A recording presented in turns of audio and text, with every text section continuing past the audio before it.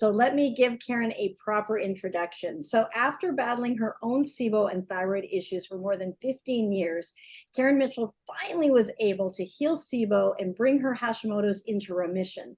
She then became passionate about empowering others to do the same and reclaim their energy, mental clarity, vitality, and fully show up for life.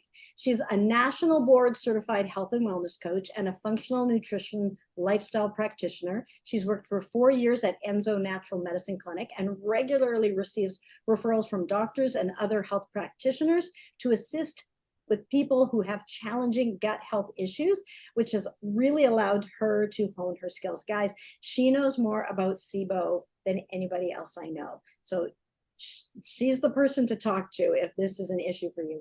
So she works with people both locally and globally, in person and online, and she has worked closely with a veteran service organization to support both retired and active duty military improve their overall health and wellness. I know the veterans have a soft spot in her heart she's got there.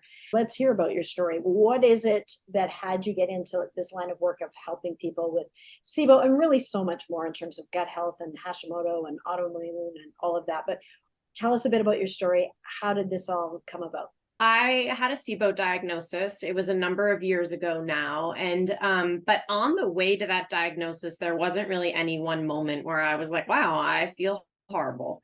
It was more like a slow burn of like one thing after another, kind of adding up as I went along. In my early 20s, I had a multinodule goiter that I ended up having removed. And everything was actually okay for a while, but then I had my one and only pregnancy, and life was pretty good. I was feeling great until I wasn't feeling all that great. And I started to experience fatigue and belly bloat and brain fog, and then trouble sleeping and losing my hair. And the doctors just chalked it up to being a new mom. I just went along with these intense symptoms for a really long time. And at some point, I just realized that I needed to advocate for myself. So I found a naturopath who then diagnosed me with hypothyroid. And I went on meds, but they actually made me feel horrible. I felt like I was on speed. So I went back off of them, but I still didn't feel good. So I started changing my diet, and it helped a little. And then, but nothing at that point seemed to help for more than a few weeks. Like I would make a change, it would help for a few weeks, but then it felt like I was right back to where I was. And then at some point I started to gain weight, even though I was eating less and less. And so at that point I was just really just dying to know what else I could do. And I really remember when my naturopath was like, well, let's test you for SIBO. And this was a long time ago, back when SIBO honestly was understood to be a phenomenon back in the 1960s, but it hasn't really gained a lot of traction in the many years. So she was really on the edge when she said, let's test you for SIBO. And it came back positive, and for both methane and hydrogen dominant SIBO. And at that point, I was really excited in one way because I felt I found the answer to my health woes. But on the other hand, I was really overwhelmed, and there was a lot of anxiety.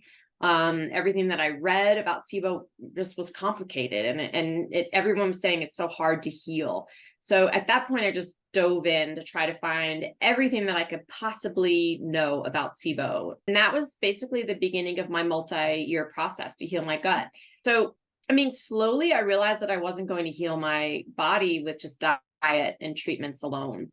And, I looked at mindset, I looked at stress, I looked at the idea that symptom was a root cause of just an unhealthy gut, but how did the gut get unhealthy? How did it get there?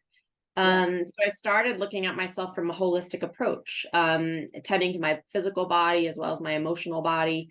I used mindfulness, yoga, meditation retreats, neural repatterning, and then even somatic experiencing and therapy. You name it, I've done it. And now, I feel like my body is finally healing, and it's still healing, but it just keeps getting better and better.